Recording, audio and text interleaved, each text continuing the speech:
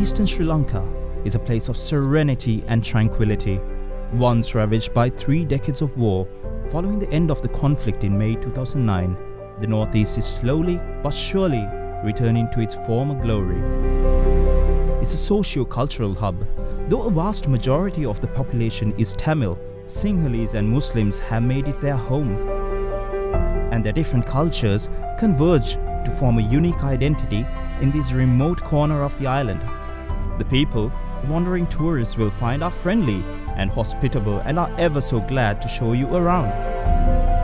It's also home to some of the most exotic beaches of the planet, from the breathtaking Nilaveli to the wondrous Pigeon Island, teeming with coral and colourful aquatic life.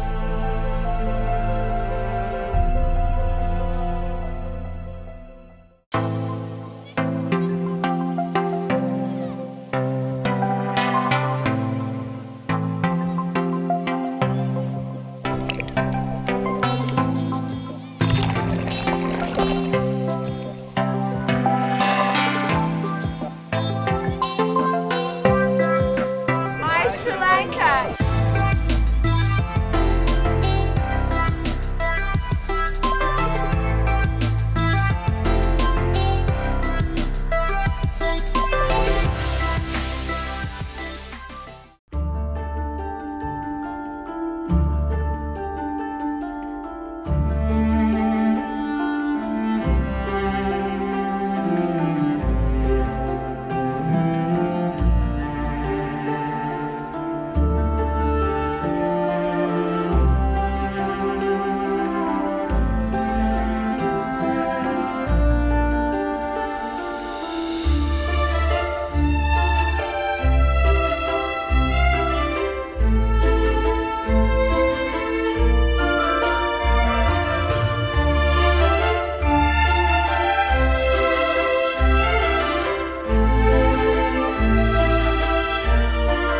Our known world, our known culture, our known people, our known nature has more to offer than what we know. Welcome, my dear friends, to a brand new episode of My Sri Lanka into the Unknown.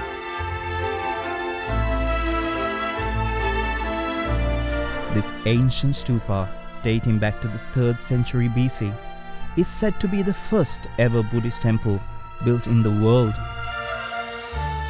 Legend has it that it is even older, having been built in Lord Buddha's time, when 2 international merchants called Tapassu and Balluka brought a hair relic of the Buddha and laid it in the stupa. ලෞතර බුදුජානන් වහන්සේ නිරාහාරව සස්සතියක් ගත කරලා සස්සතිය අවසන් වෙලා දින 50ක් ගිය තැන උන්වහන්සේට ප්‍රථමම දාණය පිළිගන්නවා තපස්සු බල්ලෝ කියන වෙළඳ ඒ තපස්සු බල්ලෝ කියන වෙළඳ ලෞතර බුදුජානන් වහන්සේට විලඳ මීපැණි පූජා කරලා උන්වහන්සේගේ ශරීරයෙන් ප්‍රථම වරට ශේෂ වෙච්ච ධාතුන් වහන්සේලා ලෙස ඒ නීර වර්ණ කියන රසයෙන් කේස් ධාතු මිටක් තපස්සු බල්ලෝ කියන වෙළඳ දුන්නා. ජීවමාන කේස ධාතුන් වහන්සේලා නිදන් කරන්න සුදුසුම ස්ථානයේ මේ ස්ථානයේ කියලා ගල්පස් සාධකතු කරලා කරඬු ගහලා එතන චෛත්‍ය නිර්මාණය කළා. ඒක තමයි ලෞතර බුදුජානන් වහන්සේ වෙනුවෙන් ලොව ඉදිකල ප්‍රථම චෛත්‍ය ලෙස හඳුන්වන්නේ.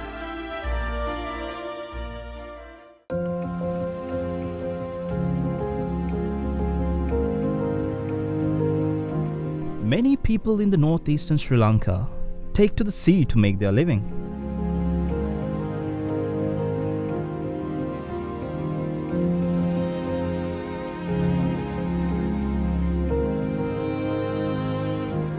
Fishing is hardwired into the DNA of these people, and some aspects of their culture is woven around this industry.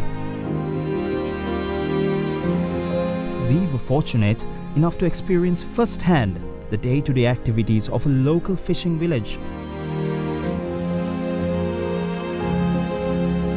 opening our eyes to the harsh realities of these people. Nevertheless, the richness found in the simplicity of their lifestyle compared to city dwellers was plain to see.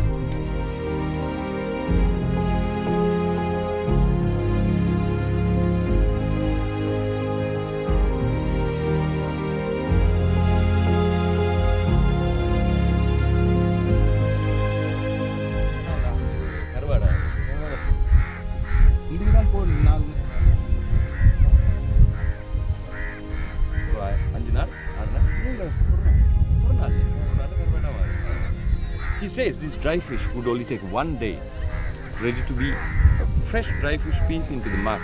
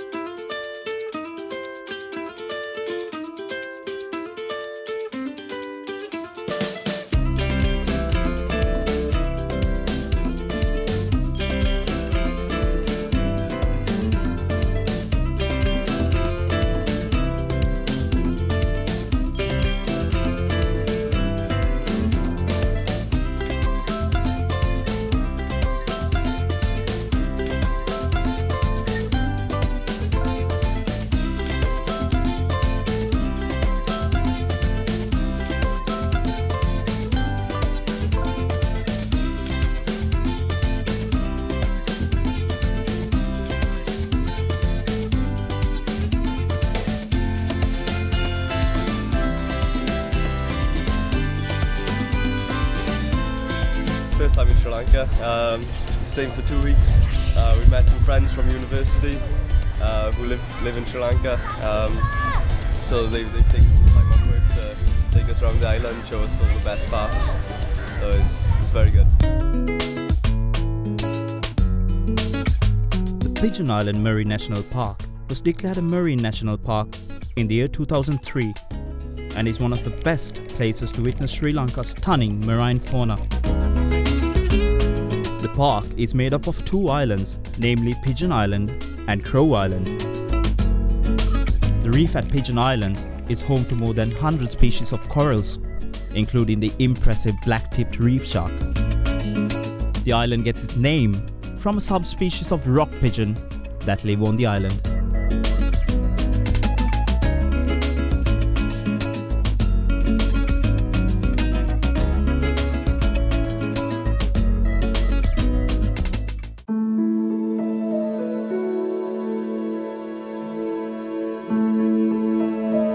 Located 30 kilometers south of Trinco, Sampur is a formerly war-torn town that is now seeing the fruits of development. It has, however, managed to retain its charm to an extent, with much of the Hindu cultural heritage of the area held intact.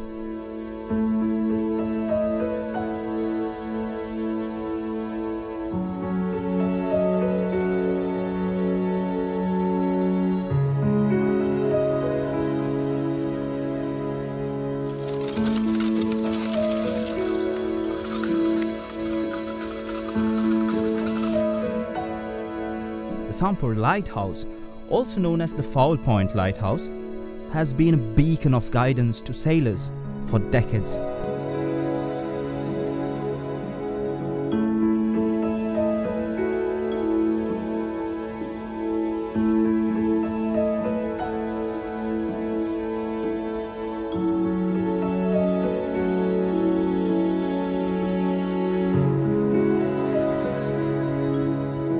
Do you know Foul Point?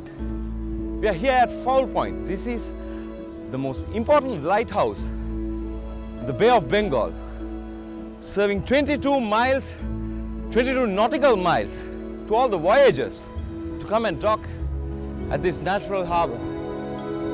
Built in 1863, the structure stands 32 meters in height, an imposing sight to say the least.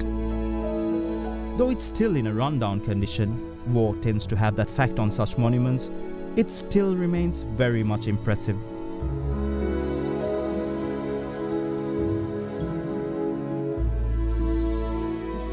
With pristine beaches like Shell Bay contrasting with the rocky surroundings, Sampur, the southern headland of the Trinco Bay, is a unique part of the northeast coast. This is Uppuaru. The Mahaveli River branches out as she embraces the ocean, forming Ginge, Gange, Rakule and Uppuaru.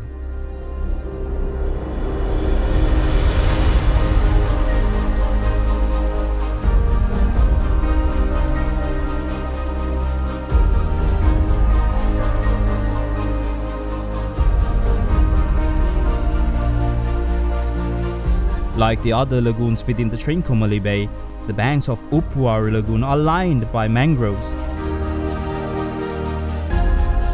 Sri Lanka's longest river, Mahavali, she falls into the northeast coast to the Bay of Bengal, and she splits into four in her way. This is an important ecosystem of this environment, as it provides a safe haven to the fish of the area to lay eggs and raise their young.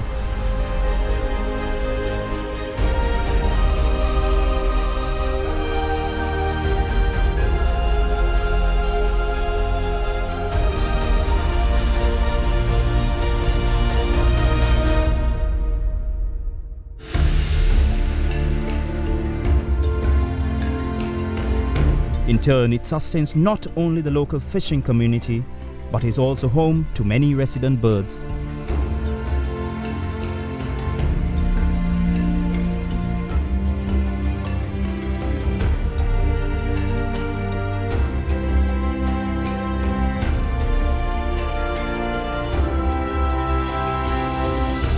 The surrounding mudflats and salt marshes also attract many migrating water birds, offering them an excellent wintering ground.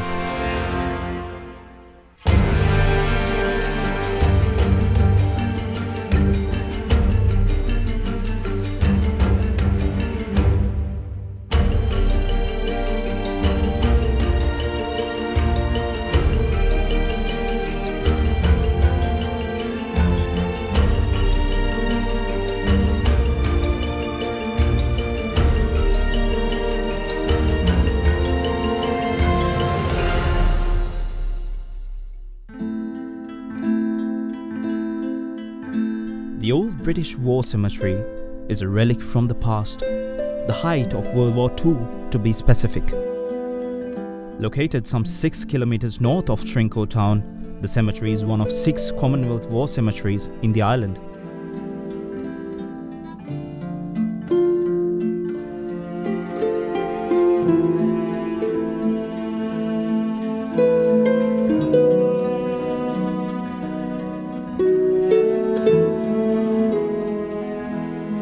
Easter Sunday raid. This was the day that 303 soldiers died in 1942, April 5th.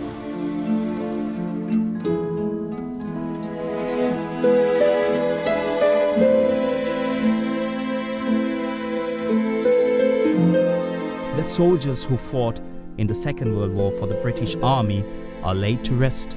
It is currently maintained by the Sri Lanka Defence Ministry on behalf of the Commonwealth War Graves Commission.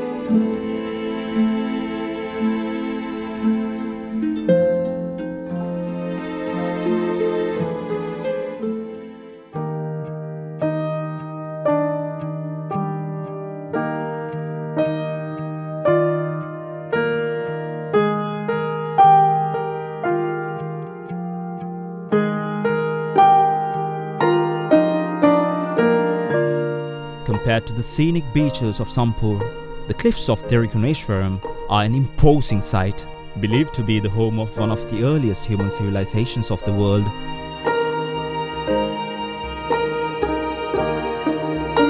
The history of Trinco is part fact and part myth and Hindu folklore.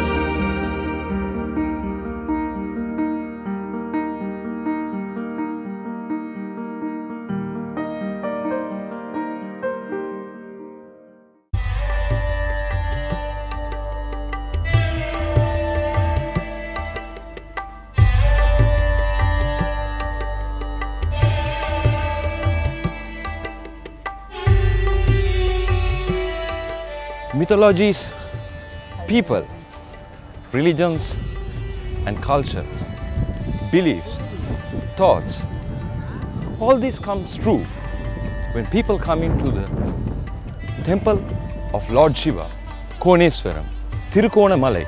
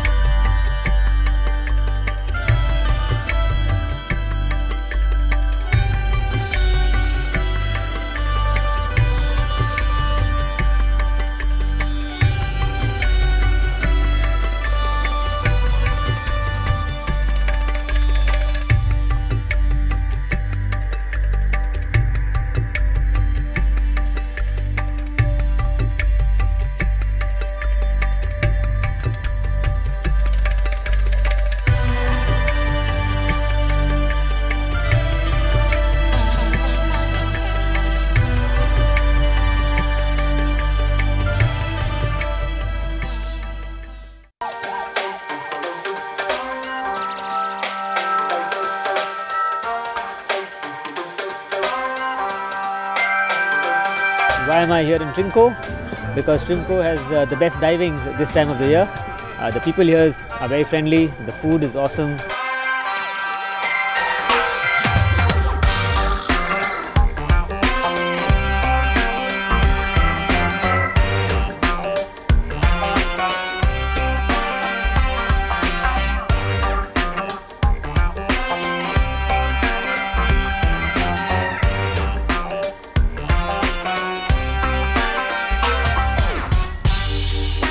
The better facilities are happening here, and in the future I hope many people could come and enjoy the Trinco. Thanks a lot for My Sri Lanka for giving us this chance. Thanks.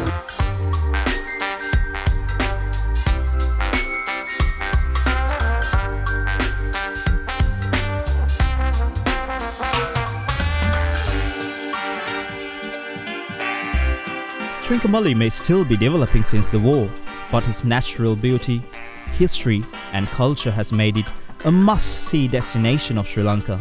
Even though it is time to take our leave from you now, the night is still young at Trincomalee.